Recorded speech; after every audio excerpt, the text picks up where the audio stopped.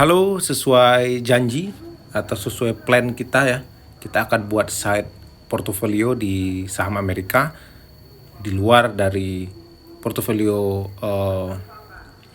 reguler kita di IHSG ya. Jadi kita ke depan akan buat dua updatean setiap bulannya, yaitu porto yang biasanya dan satu lagi porto Amerika. Oke. Sebenarnya plan ini sudah ada sejak awal tahun dan bulan Februari lalu saya sudah deploy beberapa dolar, namun belum terlalu fokus, makanya saya belum buat updateannya. Karena saat itu juga saya masih berpikir bulan Maret atau April IHSG akan benar-benar rebound, jadi saya belum terlalu memikirkan saham Amerika. Tapi ternyata keadaannya tidak seperti yang dibayangkan. Jadi saya memutuskan untuk memperbesar alokasi porto Amerika ini dan mulai membuat update-nya. Jadi per hari ini saya sudah deposit sekitar $3.000, kurang lah ya, sekitar $3.000 lah dalam bentuk cash, dan baru dibelikan saham itu sebagian kecil, baru beberapa saja. Kalau nominalnya sekitar 15 juta rupiah lah. Jadi masih cicil-cicil, karena saya juga baru saja rebalancing di minggu ini. Itu maksudnya adalah sebelumnya ketika awal saya deploy ke saham Amerika ini, saya orientasinya adalah dividen, karena saya menganggap ini sebagai diversifikasi. Tapi dengan keadaan saat ini, dengan rupiah yang terus melemah, dengan dolar yang terus menguat, keadaannya berbeda ya. Jadi sebenarnya bukan dolar itu yang perkasa, ya cukup kuat sih. Tapi dengan keadaan saat ini sebenarnya justru yang membuat saya ragu adalah keadaan dalam negeri sendiri, Indonesia ya. Jadi itu membuat saya semakin yakin untuk deploy ke saham Amerika. Jadi pertimbangannya bukanlah seberapa aman pasar Amerika atau dolar itu sendiri, tapi sebagaimana keadaan dalam negeri kita. Jadi saya membuat keputusan untuk memperbesar alokasi. Nah, rebalancing yang saya maksud adalah sebelumnya saya mengumpulkan atau mengkoleksi, ini maaf ya, jaringannya agak lelet, mengkoleksi beberapa saham yang memberikan yield dividen yang cukup tinggi, seperti contohnya ada NLY, ARCC. Untuk detailnya waktu itu kalau nggak salah pernah saya buat video ya, perusahaan-perusahaan tersebut.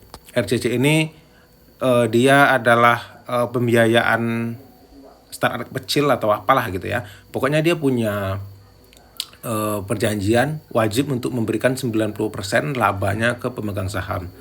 Lalu ada MO itu perusahaan tembakau ya. Detailnya bisa teman-teman lihat sendiri. Itu namanya Altria Group, juga favorit saya. Tapi yang paling favorit ada NLY, makanya masih saya pertahankan NLY dan MO. Lalu juga ada ETF PGX yang cukup besar waktu itu alokasi saya. Nah, itu juga saya buang. Jadi saya hanya pertahankan MO dan NLY.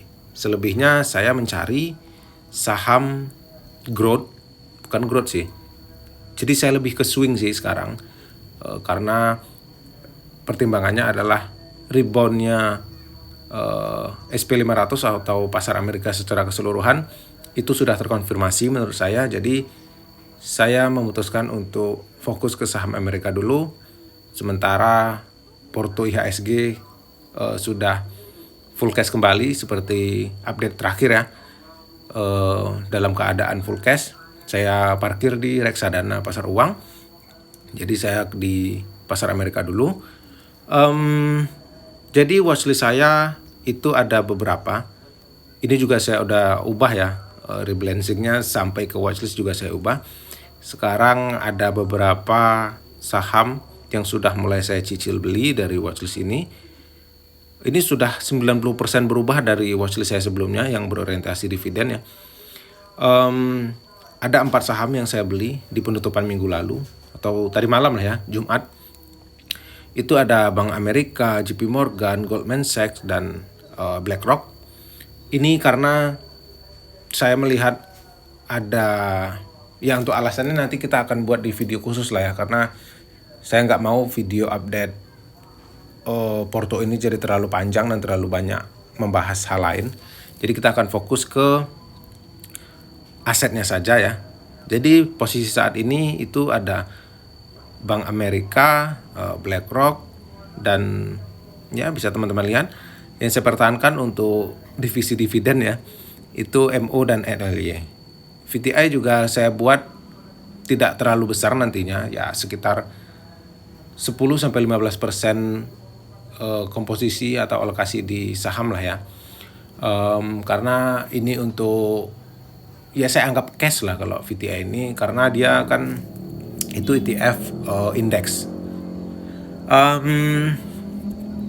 Ya ini sih baru masuk sekitar 850-an dolar dari 3.000. Tapi yang 3.000 belum saya konversi semua sih, saya masih lihat nilai kurs. Nanti kalau kursnya di bawah 17.300 saya akan tambah terus. Kalau nggak salah saya baru konversi sekitar 1.500 dolar. Jadi masih ada 1.500 lagi yang belum saya konversi ke dolar. Untuk alokasi sementara saya merasa cukup di 3.000 dolar dulu ya, karena saya akan cari feelingnya dulu. Nanti kalau udah nyaman mungkin saya akan tambah lagi, tapi tidak akan melebihi dari 10.000 dolar. Oke. Jika ada teman-teman memiliki pertanyaan atau saran untuk Porto ini, karena ini akan kita buat panjang, kita akan buat update-annya per bulan sama seperti Porto yang satu lagi ya. Itu bisa teman-teman tulis komentar. Saya akan dengan senang hati untuk membalas dan berinteraksi di kolom komentar. Oke, terima kasih sudah menonton. Sampai jumpa di updatean selanjutnya.